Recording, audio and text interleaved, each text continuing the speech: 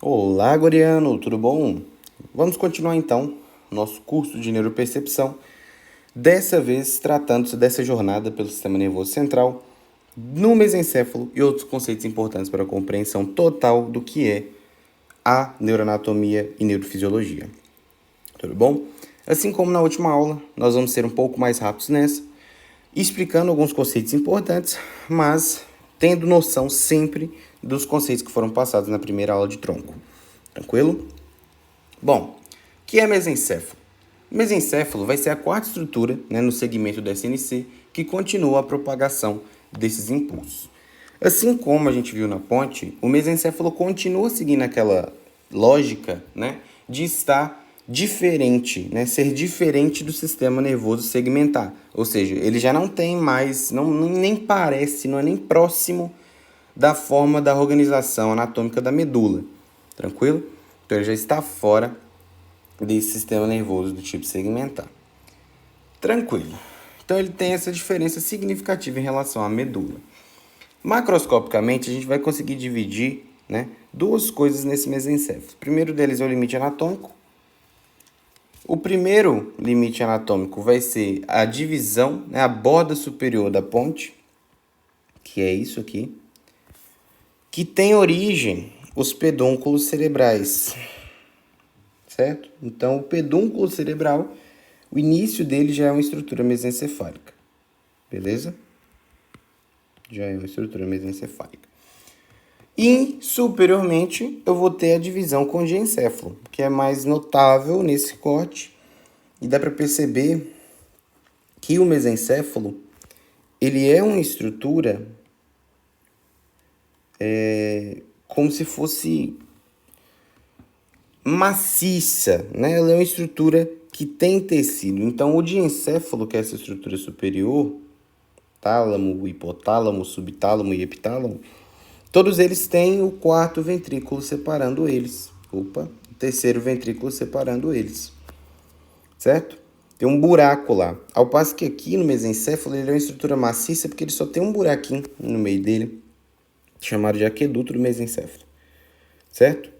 Então, essa é a divisão anatômica dele. O que é importante notar no mesencéfalo, então? Ainda nesse corte, é importante ver que eu vou conectar o meu terceiro ventrículo com o meu quarto ventrículo através de uma estrutura mesencefálica que é o aqueduto cerebral. O que acontece quando eu tenho uma insuficiência licórica, quando eu tenho um impedimento na circulação de líquor? Eu tenho um quadro denominado hidrocefalia. Certo? Otávio, qual que é a clínica disso? Depende. Depende de onde está interrompendo o fluxo de líquor, depende de se o líquor está gerando hipertensão intracraniana ou não. Tranquilo? Mas, o que eu posso falar para vocês? O maior tipo, maior quantidade de hidrocefalias em indivíduos já nascidos, ou indivíduos que já vivem, depois do parto, não estou falando de hidrocefalia neonatal, que a criança já nasce com, por exemplo, a mãe pegou zika, gerou uma incompetência do sistema nervoso, do ectoderma, a fazer o sistema nervoso de maneira geral, e aí teve um problema com anencefalia, associada à hidrocefalia. Então, a hidrocefalia, nesse caso, é em virtude de perda de parênquima cerebral. Aqui não. Aqui é em virtude do aumento de líquor, certo? A maior quantidade de casos, é quando eu vou lá e faço a interrupção da circulação licórica na topografia do aqueduto. Ah, Otávio, mas por que o aqueduto? Gente, se vocês perceberem, o aqueduto, ele está ligando duas regiões bastante densas em aspecto de líquor, certo? Que é o terceiro e o quarto ventrículo. E ele liga essas duas regiões com um filete, uma coisa fininha, que é o aqueduto em si. Então, qualquer coisa que não tenha composição licórica comum né? Por exemplo, seja uma estrutura sólida e seja uma partícula um pouco maior, ou por algum motivo esse líquor tornou-se mais viscoso, ficou aqui por um tempo prolongado e calcificou e tornou-se sólido, né? Eu tenho uma interrupção dessa circulação. Eu impeço com que o líquor flua do terceiro para o quarto ventrículo na sua fisiologia padrão para chegar no resto da medula, certo? Que vai descer. O que isso significa? Eu vou ter um caso de hidrocefalia. Existe uma coisa interessante para ser falada, né? Como aqui é o local de maior afecção, tem um conceito importante a ser dito aqui, que é denominado teoria ou princípio Monroe. Esse cara é tão importante que vocês perceberem, né? Tem um ventrículo só para ele, ó, forame interventricular de Monroe, certo? Ele que postulou isso aqui e tem várias coisas, né, que diz respeito a buracos, né, e a estruturas que seguram, né, as cisternas de líquor que tem o nome dele. O que esse cara, esse Monroe, disse? Ele disse que o encéfalo em si, o volume da cavidade craniana, ele é dividido em três coisas. A primeira delas é parênquima. A segunda delas é líquor, ou líquido cefalorraquidiano, e a terceira delas é sangue nos vasos cerebrais. E qual é a disposição disso? 80% de parênquima, 10% de líquor e 10% de sangue. Ah, tá, Otávio, e daí? O que isso tem a ver comigo? Pensa comigo. Se isso aqui é a composição geral, certo? Isso aqui é a composição geral da cavidade craniana. Agora, se eu tenho um aumento de qualquer um desses, por exemplo, tive um tumor cerebral, aumentei parênquima, aumentei tecido cerebral, os outros dois vão ter que diminuir, certo? Ou seja, se eu tinha um espaço que eu aumentei o parênquima, o primeiro a perder é o sangue. O primeiro a sair fora é o sangue, porque ele já está dentro do vaso, é só ele correr para outro lugar. Então o sangue perde o seu volume até o momento em que ele chega no limite, que não dá mais para perder, senão eu vou morrer, né? O cérebro morre. E o líquor, como ele não tem como escapar dali com velocidade, ele vai aumentando a pressão, certo? E eu gero uma hipertensão intracraniana. Só que não é em virtude de hidrocefalia, porque hidro é líquor, certo?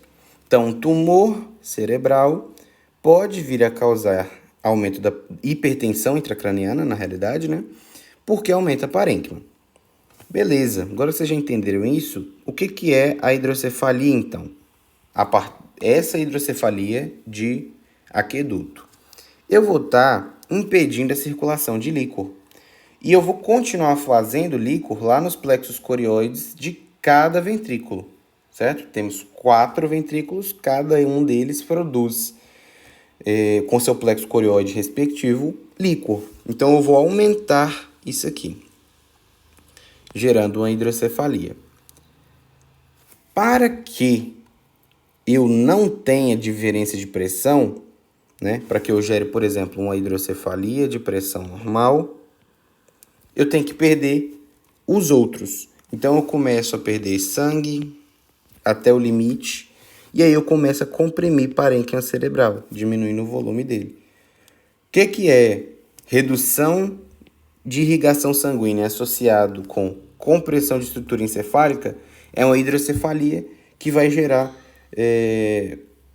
consequências neurológicas para a gente. Então, a depender da região que está apertando, eu vou ter problemas, né, naquela região. Qual a região que aperta geralmente nesse impedimento de circulação no aqueduto? eu vou comprimir diencéfalo, certo? Então, por exemplo, Parinu, que é uma síndrome que nós vamos ver aqui em mesencéfalo, ele é uma síndrome, a bem da verdade, né, mais abordada em diencéfalo. Por quê? A compressão dessas estruturas diencefálicas fazem o impedimento de comunicação com o mesencéfalo. Então, a clínica, né, se você for ver a etiologia, a bem da verdade, a gente vai entender que o mesencéfalo, a partir dessa comunicação, né, coisas que estão no diencéfalo, né, problemas que são diencefálicos, eles podem cursar como uma clínica mesencefálica. E, por exemplo, na síndrome de Parinot, né, ela é uma causa, uma etiologia muito mais frequente no diencéfalo do que no próprio mesencéfalo. Tranquilo? A gente ainda tem a divisão desse mesencéfalo nisso aqui. Gente, gravem isso, tranquilo? Gravem isso. Eu tenho o teto do mesencéfalo, que é a bundinha, certo? Teto do mesencéfalo, que é a bundinha. E eu tenho o pedúnculo cerebral, tranquilo? Que é o resto. O pedúnculo vai ser dividido em tegmento e base. E eu ainda tenho no meio disso tudo a substância negra, dividindo o tegmento da base. Tranquilo? Vamos lá. O que eu tenho no teto do mesencéfalo? O que eu tenho no teto do mesencéfalo? Primeira coisa que eu tenho no teto do mesencéfalo é o colículo superior. O que é o colículo superior? Vou mudar aqui a cor. O colículo superior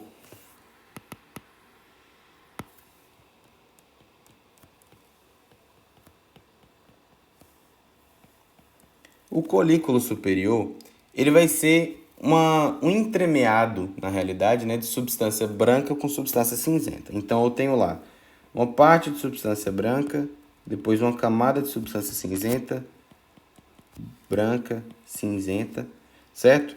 Tem esse entremeado de fibras que recebe aferência de 3 locais. A primeira delas é a fibras da retina, através do trato óptico. Vou colocar aqui TO, vocês vão entender. Eu tenho fibras do córtex visual primário, então de V1, e através das radiações ópticas, certo? E eu tenho fibras do trato teto-espinhal. O que é essa estrutura, então, a partir das conexões dela? Ela vai ser uma estrutura que vai realizar em transmissão de impulso óptico. Então, é ela que vai estar realizando a organização, né, das fibras que conduzem o impulso nervoso, ou seja, que fazem a visão. Então, uma lesão de colículo superior, eu vou perder conexão com a retina, conexão com o córtex primário, visual. Eu gero, então, algum quadro clínico, né? Muito provavelmente uma hemianopsia homônima, certo? Então, lesões de colículo superior vão impedir a via óptica, certo? Como é uma estrutura retroquiasmática, cursa muito provavelmente com uma hemianopsia do tipo homônima do lado contrário àquela lesão. Tranquilo?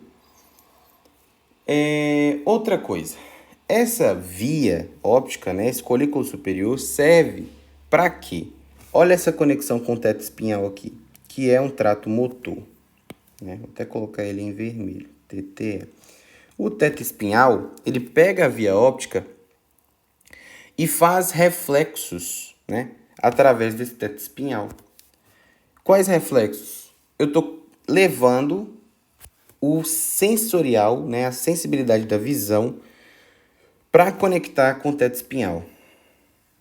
Isso aqui, gente, vai fazer o que a gente chama de via reflexa.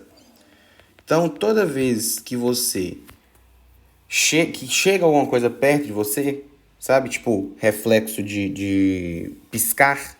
Quando alguém chega e movimenta alguma coisa perto do seu olho, e você enxerga isso, você faz uma proteção como um reflexo. E o que é esse reflexo?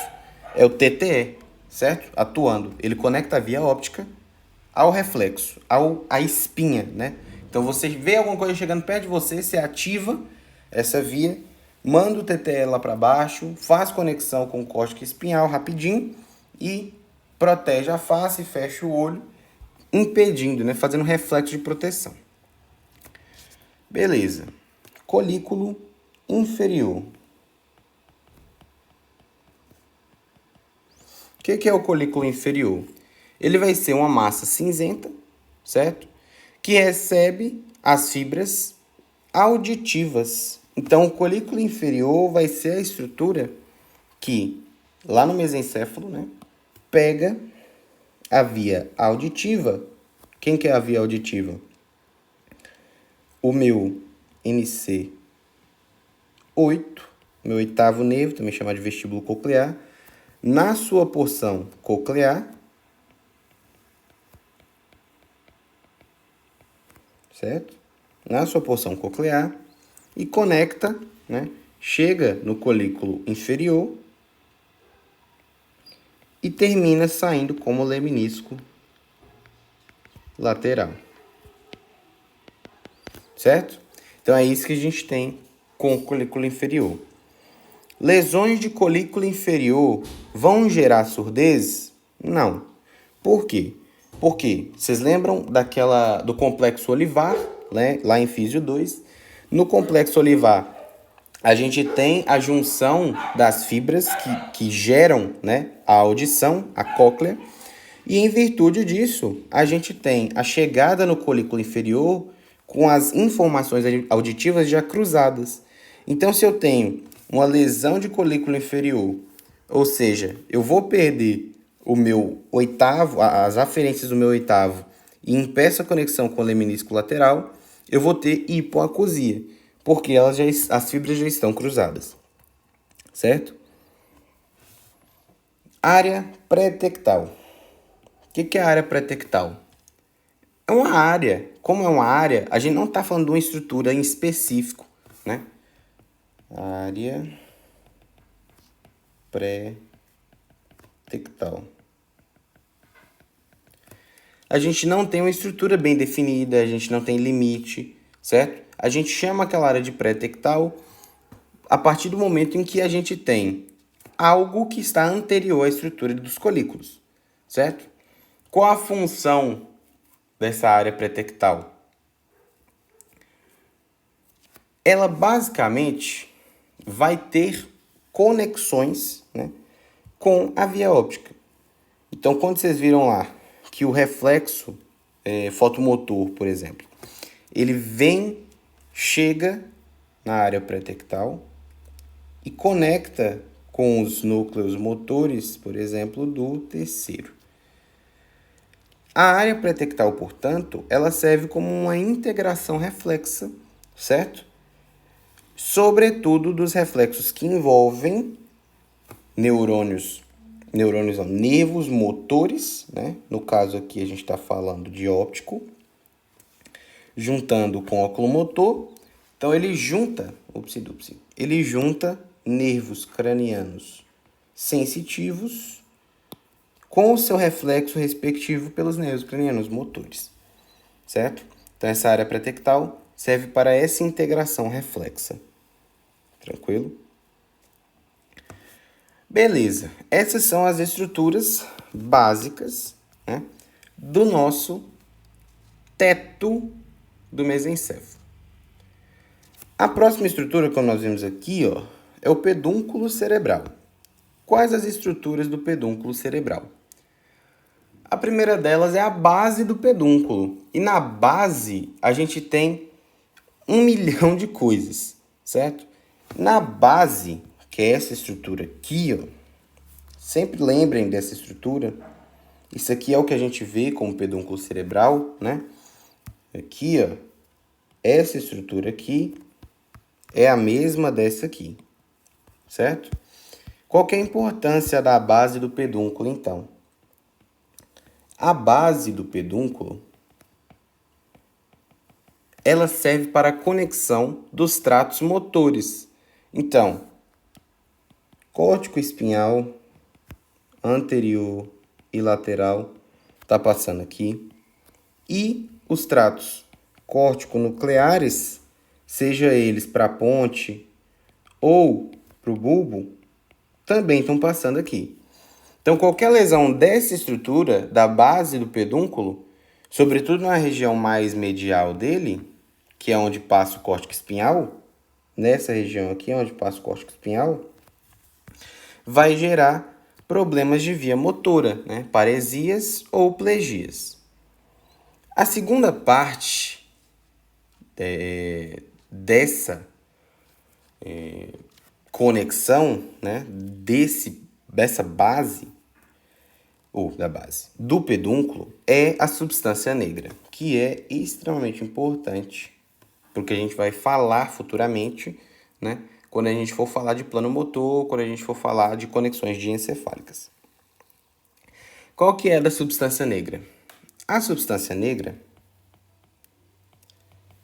é uma região produtora, né, sabidamente, né, todo mundo já tem noção, ela é fisiopatologia de muita doença que envolve motricidade, por exemplo, Parkinson, tremores, né, coreias, tudo isso é em referência à substância negra mesencefálica. Ela produz DOPA ou dopamina, certo? Ups. O que a dopamina tem a ver com isso? A dopamina, ela vai ser um neurotransmissor envolvido no que a gente chama de sistema ou circuito motor, que está lá no diencéfalo, certo? Esse circuito motor, gente, ele é fundamental para a gente entender, né, sobretudo nos núcleos da base, que são estruturas também telencefálicas, o que acontece, né, no processo de transmissão, ou seja, como que eu chego de um pensamento, né, eu vou mover tal músculo, tal membro, vou fazer tal movimento. Como que eu chego disso para a efetuação do movimento? Isso envolve o circuito motor, que eu vou precisar da dopamina para funcionar. Então, se eu não tenho dopamina, eu vou gerar problemas quanto ao circuito motor, certo? Otávio, dá um exemplo. Quando a gente tem, por exemplo, Parkinson, o que é o Parkinson? A gente tem uma redução da dopamina, certo? Vou mudar de cor. Uma redução da dopamina na região do circuito motor, ou seja, a substância negra está produzindo pouca dopamina, certo? O que significa essa pouca dopamina? A pessoa que tem Parkinson, ela não consegue fazer a inibição, né, dos movimentos indesejados, porque a dopamina na via D2, né, que nós vamos ver na aula de telencéfalo, na via D2, ela inibe esses movimentos indesejados, ou seja, movimentos que você não deveria fazer, e o cara cursa com o quê? Tremor de repouso, tremor em contar moedas, roda denteada, que é um exame que a gente realiza, né? Roda denteada, e, além de tudo, ele cursa com aquela padrão, né? Bradicinesia. O cara anda parecendo que está em bloco e devagar, certo? Tudo nele é devagar, exceto o tremor na mão que vai contando moeda rapidinho. E se eu tenho o contrário, Otávio? Um aumento de DOPA, sobretudo em via D1, ou também, às vezes, né, D2. Eu tenho uma redução dessa dopamina em virtude de qualquer coisa. Pensamos, então, numa pessoa que ela teve febre reumática, né? Ela teve uma faringoamigdalite que evoluiu para uma febre reumática, ou seja, foi uma infecção que gerou uma resposta autoimune. E essa resposta autoimune foi lá nos núcleos da base dessa paciente, ou foi na substância negra, e fez autoimunidade naquelas células. Como assim?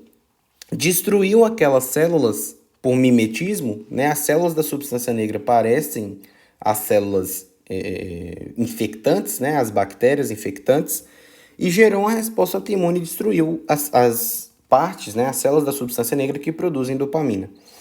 Eu aumentei o meu nível de dopamina circulante, que causa uma excitação excessiva no córtex.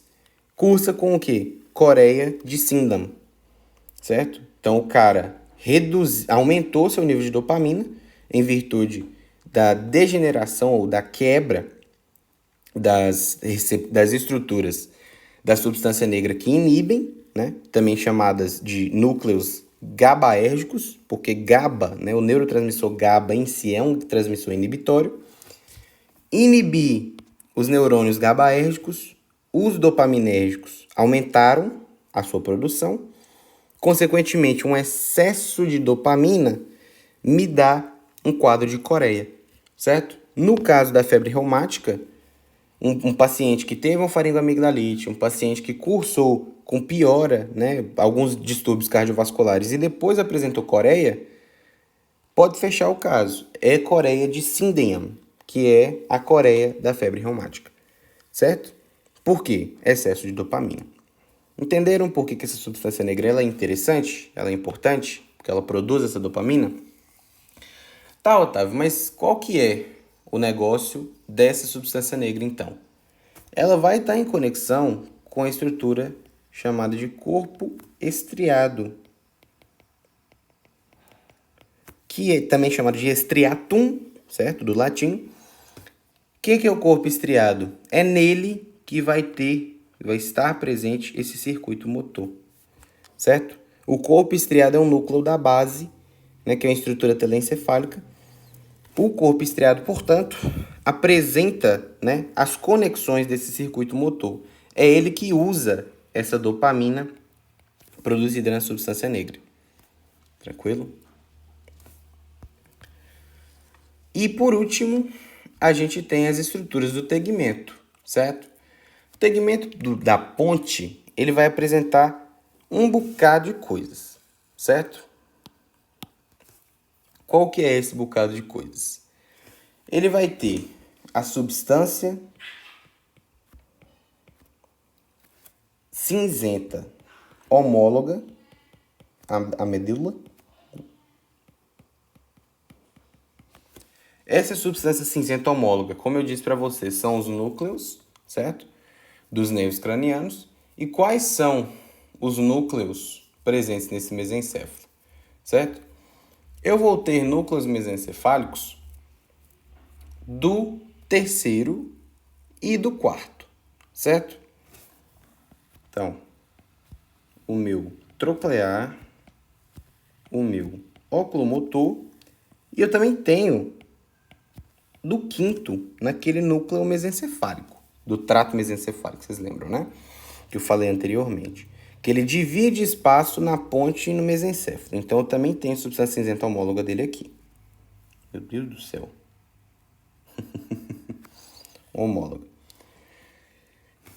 Depois disso, eu tenho as conexões dessa ponte.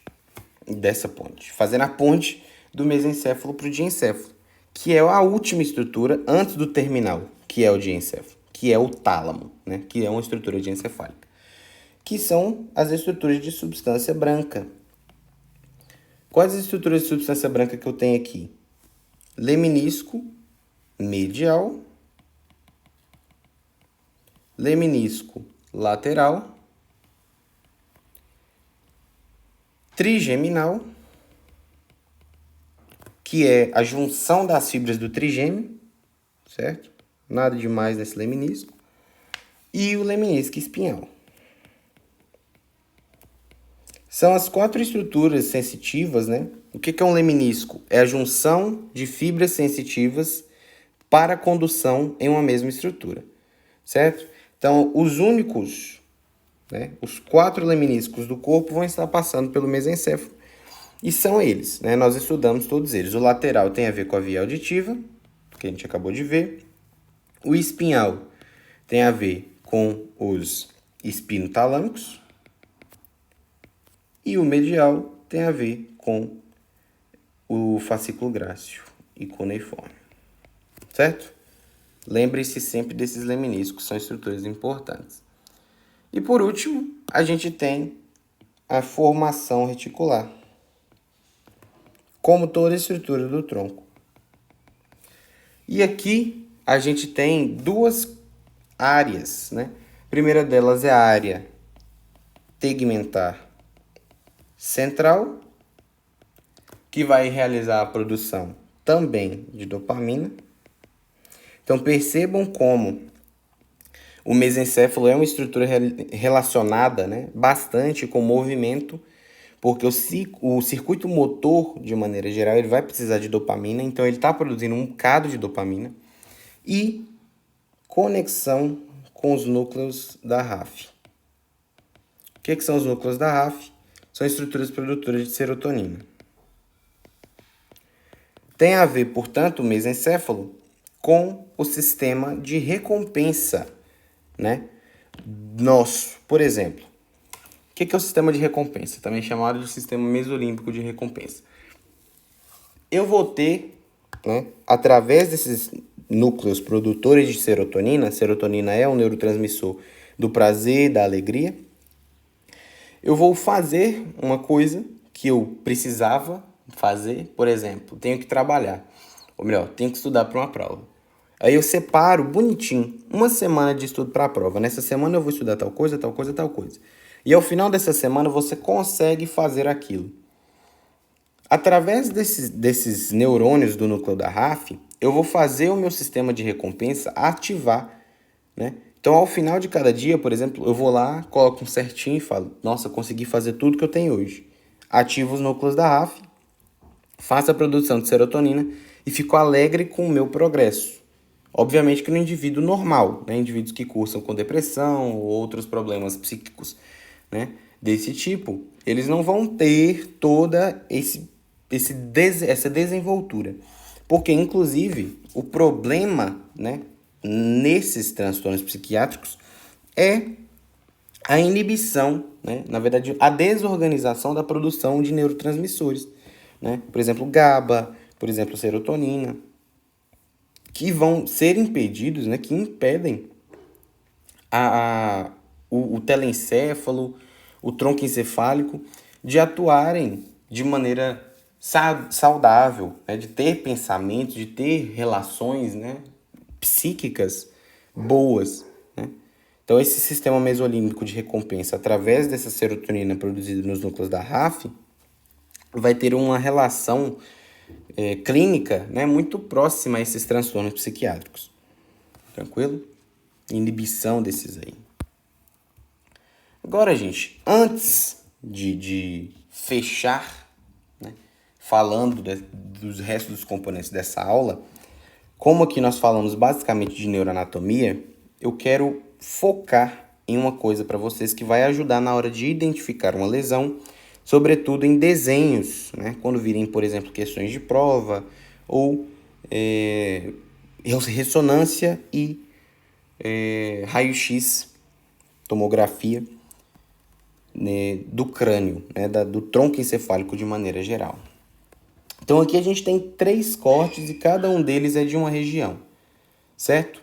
Então a primeira região vamos analisar. Eu tenho lesões, né? Mas, sobretudo, o que eu vou pensar? O que eu vou pesquisar quando eu ver uma imagem a partir de agora? Coisas que eu conheço. O que eu conheço aqui? Eu estou vendo uma bolona, certo? Com um nervo passando dentro dela. O que me parece? Para mim, Otávio, o que parece isso? Me parece o pedúnculo cerebral, certo? Digo, cerebelar, que passa um trem dentro dela. Onde mais vocês viram o pedúnculo cerebelar com o trem passando dentro? Aqui. Olha o meu pedúnculo cerebelar médio aqui, ó. Tá vendo? E olha o meu trigêmeo saindo. Pedúnculo cerebelar médio e o trigêmeo saindo. Então, ela é uma estrutura que está passando no meio do pedúnculo. O trigêmeo é da onde? É a estrutura pontina, um nervo pontino, certo? Mas o que eu quero que vocês pensem? caso isso aqui não seja uma realidade, a ponte não tenha com o trigêmeo. Qual que é a estrutura que sempre se repete na ponte? Sempre se repete. Essa estrutura.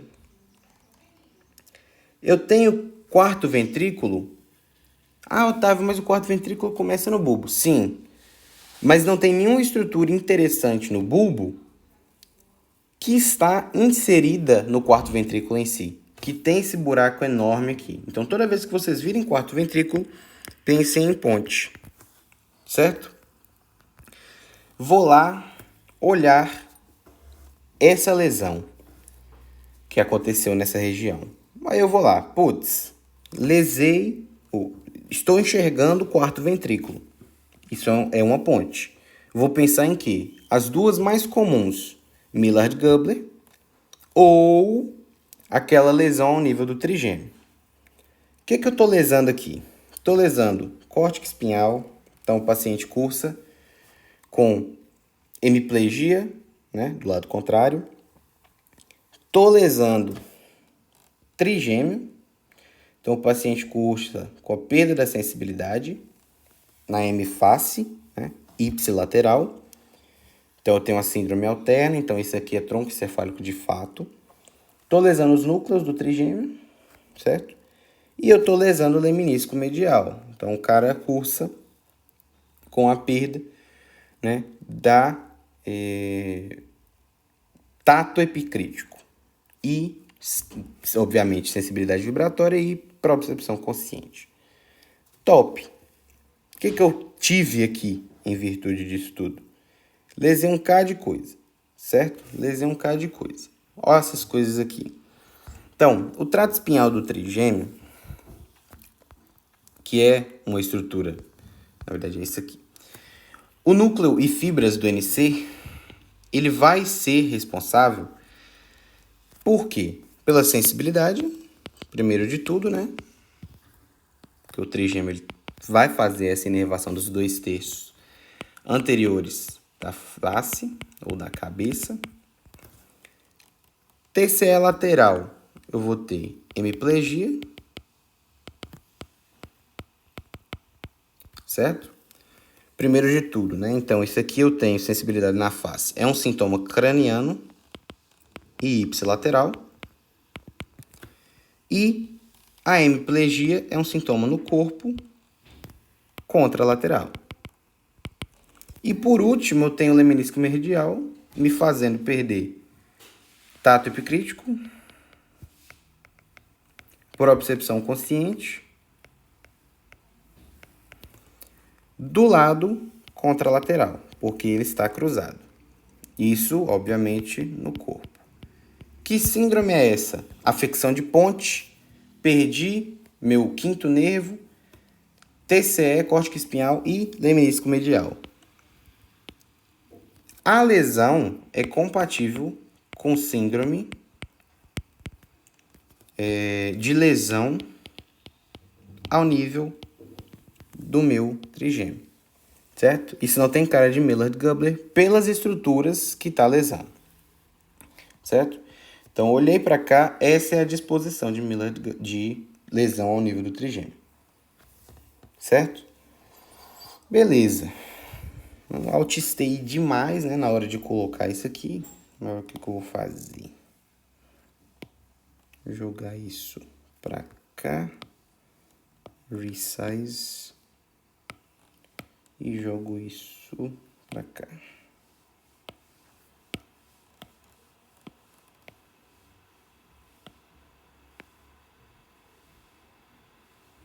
Show. Então, isso aqui é uma lesão de estrutura pontina que cursa com esses sintomas, certo? Em segundo, a gente tem uma estrutura, certo? Eu tenho o núcleo grácil e o núcleo cuneiforme ali atrás. Onde eu tenho o núcleo grácil e cuneiforme? No bulbo. Pirâmide. Onde eu tenho pirâmide? No bulbo. Mas antes de qualquer coisa, eu vou olhar o meio dele. E olha quem tem aqui, uma estrutura pequenininha em formato de gota. Tá vendo que tem um formato de gota? É o canal central da medula. Então, só sobra para isso ser bulbo, certo? Tem gente que olha a pirâmide, tem gente que olha o núcleo gráfico-cuneiforme, mas nem sempre eles vão estar presentes. Porque, por exemplo, a pirâmide decursa. Pode ser que eu chegue aqui enxergando no bulbo só o TCE. Ou então, o núcleo gráfico-cuneiforme ele decursa também, né? E vira leminísco, que também é uma estrutura bulbar. Então, o que eu olho primeiro é o canal central da medula. Beleza. Então, eu tenho aqui um corte com uma lesão. Esse corte está na estrutura com o canal central, então é o bulbo encefálico. Eu tenho uma lesão, observando aqui, ó, essa estrutura grandona, que é o núcleo cuneiforme. Então, eu tenho uma perda, né?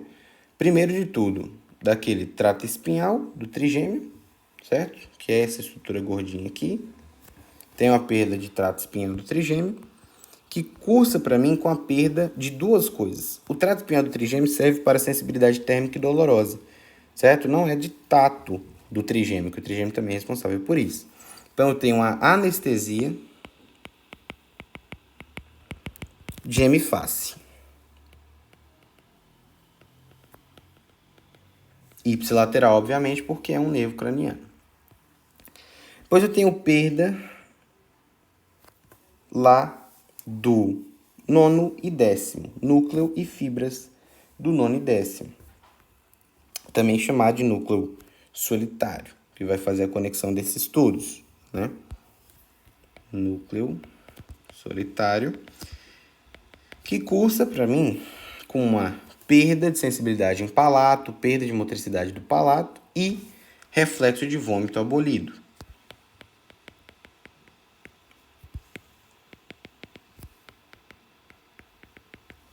Beleza? Depois, eu tenho perda de tete lateral.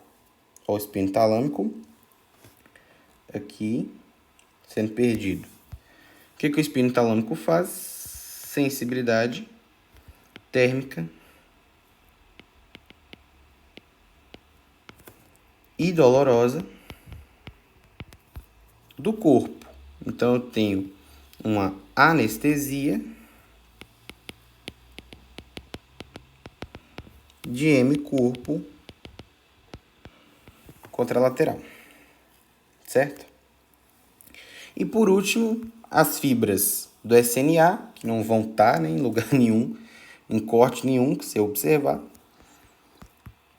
mas vai gerar pra gente uma síndrome de Horner.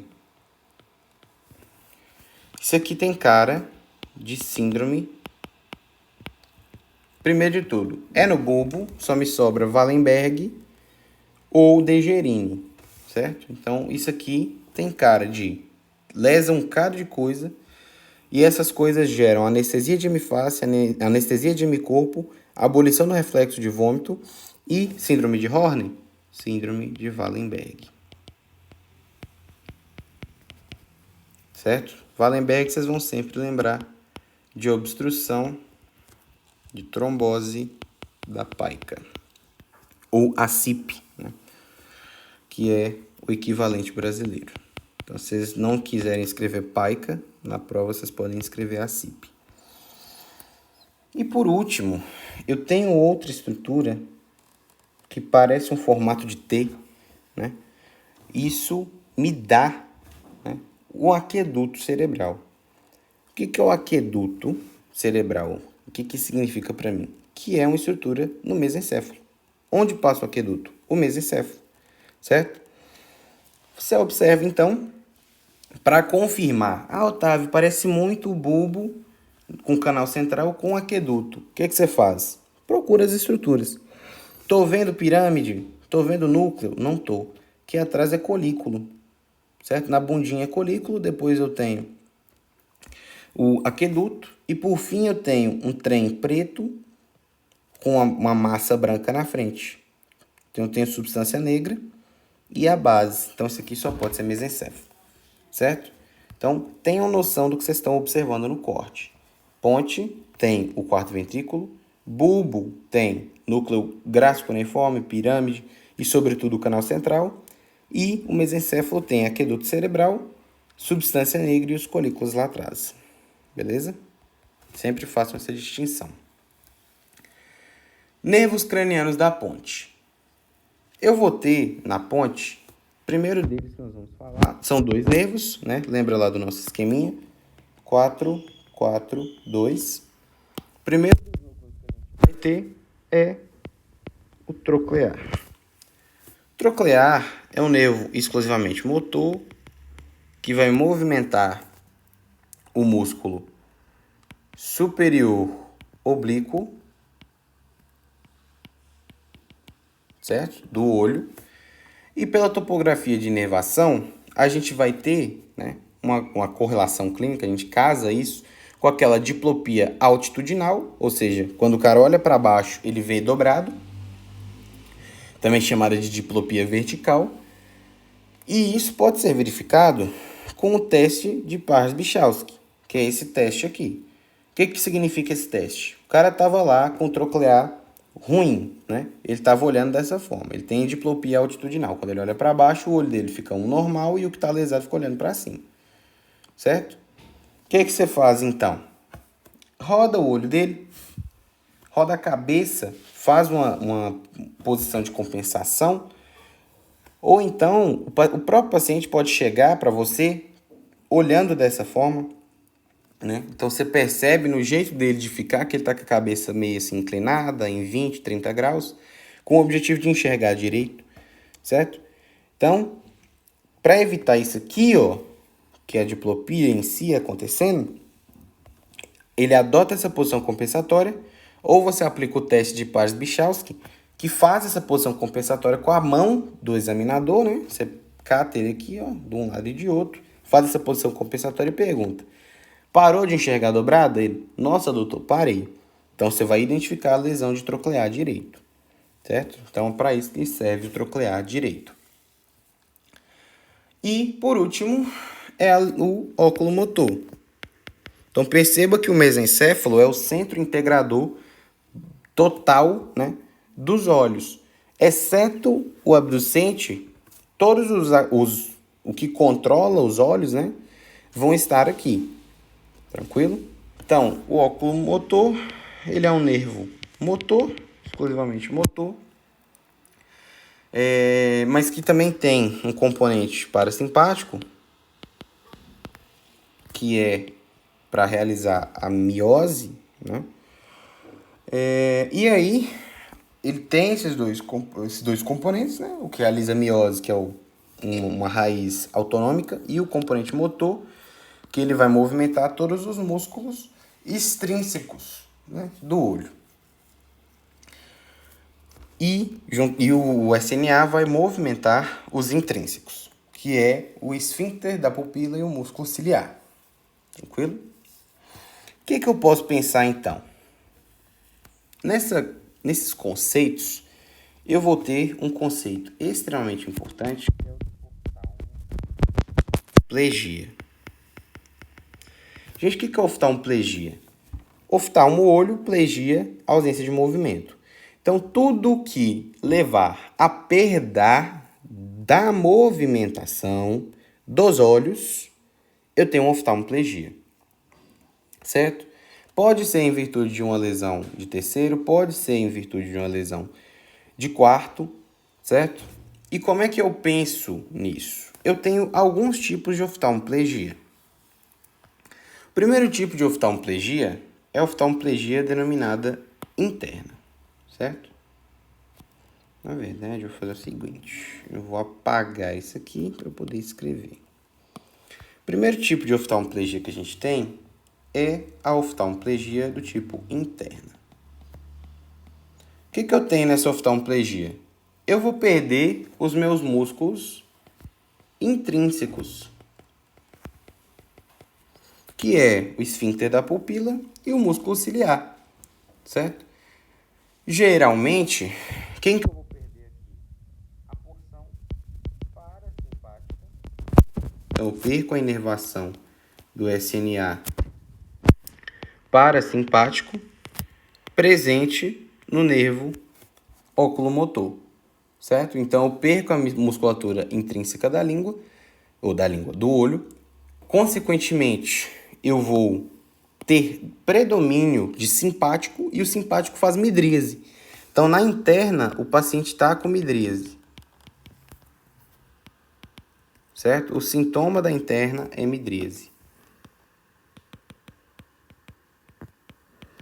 O paciente chegou lá, não pôs colírio, né? não pôs um indutor simpático e está com midríase, vou pensar em oftalmoplegia interna. Consequentemente, ele deve ter perdido o SNA parasimpático do terceiro nervo, certo? Desnervação dessas estruturas. Depois eu tenho a oftalmoplegia do tipo externa, que, como o nome diz, eu vou perder os meus músculos extrínsecos oculares. Geralmente, eu vou ter duas etiologias para isso. Quais são as duas etiologias? A primeira delas é a lesão de terceiro, certo? E a segunda delas é miopatia dos músculos do olho, certo? Miopatia extrínseca. Então, o que que o paciente cursa, então? Ele cursa com a impossibilidade de mover os olhos, certo? O que que é essa impossibilidade de mover os olhos? Oftalmoplegia do tipo externo, em virtude de plegia muscular. De quem? Reto medial, oblíquo inferior, certo? Reto superior, inferior. Tranquilo? Na oftalmoplegia total, também chamada de completa, é uma junção das duas. Então, eu perco a musculatura interna e a externa, né? Geralmente acometendo o terceiro, né? Porque eu posso ter um corte na conexão parasimpática com o terceiro, ou então eu posso ter só um corte na raiz motora do terceiro. Mas se eu perco o terceiro mais perifericamente, ou seja, quando ele vai entrar no olho, por exemplo, em virtude de um TCE, eu corto o terceiro inteiro, eu vou ter uma completa, né? Que eu vou perder toda a musculatura ocular intrínseca e extrínseca, que é esse cara aqui. Ele cursa, em virtude do levantador da pálpebra, né? Ele cursa com uma oftalmoplegia total, com perda do músculo levantador da pálpebra, terceiro, cursa com midríase, porque eu perdi o parasimpático, e o simpático predomina. Note como ele está com a pupila mais dilatada. E nesse teste aqui, ó, o cara pediu para ele olhar para cima, tá vendo? Ele está olhando muito provavelmente para o nariz do examinador, que está um pouco acima da linha dos olhos dele. Mas esse olho não consegue fazer isso, ele não consegue olhar para cima, então ele está com oftalmoplegia, ele não olha para lugar nenhum. Geralmente esse paciente não tem diplopia. Por que esse paciente não tem diplopia? Porque não consegue abrir a pálpebra, certo? Se ele conseguisse abrir a pálpebra, andar com ela aberta, ele ia ter diplopia, caso esse olho olhasse para qualquer outro lugar, certo? Mas por que o paciente com oftalmoplegia total, com lesão de terceiro, não tem diplopia? Porque o olho dele está fechado, ele não consegue nem enxergar, como é que ele vai ter diplopia, certo? Que é contrário à lesão de troclear. Por quê? Porque ele não tem pitose, ele não tem semipitose. Ele continua olhando. A diferença é que ele tem aquela diplopia altitudinal. Quando ele olha para baixo, o olho dele não consegue continuar, né? Quando ele olha para baixo ou para cima, ele não acompanha. Em virtude da desnervação do músculo oblíquo superior. Então, ele vai ter diplopia com qualquer movimento que ele fazer com a cabeça, olhando para cima ou para baixo. Então, ele adota uma postura compensatória, né, para evitar essa diplopia, e ele chega no seu consultório assim, certo? Por último, o último tipo de oftalmoplegia é a oftalmoplegia do tipo internuclear. O que é a oftalmoplegia do tipo internuclear? É a lesão de fascículo longitudinal medial. Eu perco a integração nervosa entre os núcleos motores oculares de nervos cranianos. O que tem esse paciente, então? Ele tem perda do olhar conjugado, certo? Mimetizando o impulso motor, né? Ele não consegue fazer essa mimetização, então ele perde o olhar conjugado. E assim que ele tenta olhar, eu tenho nistagmo no olho normal. Como assim? O paciente teve uma lesão de fascículo. E aí, isso significa que ele não consegue mandar, né, a informação para o olho contrário, né? Então o paciente estava lá, de boa, os 2 olhos dele aqui, olhando para frente, tranquilex. Vamos supor que o olho que está com defeito dele é o direito, lesão de fascículo. Eu vou olhar para a esquerda, certo? Então, o meu olho esquerdo vai iniciar um movimento, porque eu estou olhando para aquele lado. Meu olho esquerdo inicia um movimento, então ele olha para a esquerda. O olho direito, ele não consegue fazer isso, certo? Ele não consegue continuar aquele movimento, tranquilo? Porque ele tem uma lesão de fascículo, beleza? Então, esse olho não consegue passar para esse a informação de que ele está olhando. Então, ele tem uma oftalmoplegia do tipo internuclear. Beleza. Mas qual é o do nistagmo? Vamos supor que esse olho aqui, que iniciou o movimento, ele olhou para a direita, certo? Aí, na hora de voltar, ou seja, de olhar para a esquerda, né? Ele foi, olhou para a direita, esse olho acompanhou, vou até mudar de cor, esse olho acompanhou, e na hora de voltar e olhar para o outro lado, que seria o olho esquerdo que ia iniciar a dominância, né? Era o olho esquerdo que ia puxar a visão, porque cada olho puxa a visão para o seu lado. É ele que é o olho comandante. Então, se eu estou olhando para a direita, o olho direito que inicia o movimento, ele é o comandante. Se eu olho para a esquerda, o olho esquerdo inicia o movimento, ele é o comandante. Então, olhei para a direita com o fascículo direito lesado. O olho direito começou o movimento, o esquerdo tem o fascículo íntegro, olha de boa, faz o olhar conjugado para aquele lado. Aí, eu estou acompanhando algum objeto. Por exemplo, tem um carro passando na rua, aí eu olhei para a direita e vou acompanhando ele com os olhos. Então, conforme o carro vai vindo, ele chegou na metade, esse olho para. Por quê? Ele não consegue pegar a informação que está vindo do olho esquerdo para continuar o movimento, porque o olho esquerdo começa a dominar.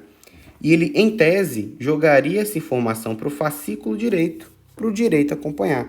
Só que o fascículo longitudinal medial direito está lesado. Então, o paciente vem olhando até a linha mediana para esse olho, certo? Para o olho direito. Ele não consegue caminhar além disso. E quando ele chega nesse finalzinho, o olho esquerdo continua indo. Só que no meio do caminho, ele para, porque ele viu que o direito não acompanhou. E ele tenta voltar à posição inicial. Então, o olho normal tem nistagmo. Então, ele vai... Será que eu olho? Ah, não vou olhar não. E volta para o normal, volta para o meio. E essa briga, né? Olha, não olha, olha, não olha, olha, não olha, é chamada de nistagmo. A fase lenta dele vai ser quando ele tenta olhar. E a fase rápida, que é o reflexo do sistema nervoso central, vai voltar com esse olho para a posição olhando para frente. Então, esse nistagmo é de fase lenta, olhando lateralmente e depois voltando medialmente. Tranquilo? Isso é oftalmoplegia internuclear. Obviamente, num paciente consciente, acordado, que está olhando para as coisas. Beleza? Casos clínicos mesencefálicos.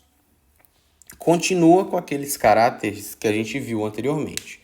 Ainda é troncoencefálico, então a lesão ela é alterna, incompleta e proporcionada, certo? Alterna, cabeça e tronco têm sintomas que divergem lateralmente. Um é ipsilateral na cabeça e contralateral no corpo.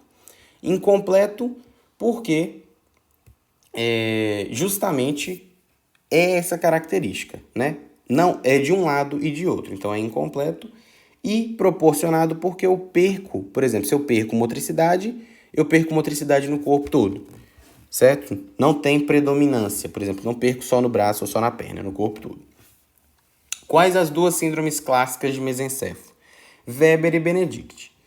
Primeiro de todas é Weber. Gente, toda vez que vocês virem esse corte, tem aqueduto, substância negra, base, é mesencéfalo, beleza? Qual que é a síndrome de Weber clássica? Eu vou ter uma lesão na base do mesencéfalo que vai lesar óculo motor e pedúnculo cerebral. Quem tem na parte mais medial do pedúnculo cerebral? Córtex espinhal, certo? Então o paciente cursa com oftalmoplegia total, ipsilateral, porque eu peguei terceiro nervo, e cursa com hemiparesia contralateral. Muito simples essa síndrome, né? Oftalmoplegia, ipsilateral e hemiplegia contralateral do corpo. Contra e ipsi. Isso é chamado de síndrome de Weber, geralmente em virtude de AVE do tipo isquêmico, certo? Muito característico de Weber por AVE isquêmico. Síndrome de Benedict. Benedict já é uma lesão mais superior do mesencéfalo, chegando no diencéfalo. Então, o que tem lá? Né? É uma lesão no tegmento, né? Não é mais na base, e eu vou lesar fibras do terceiro, porque se você observar, o terceiro está saindo na região mediana, né? Lá no sulco, né? Interpeduncular, certo? Ele sai aqui, ó, nessa região. E para ele sair nessa região, o núcleo dele vai estar posterior. Então, ele estaria saindo aqui, ó, certo?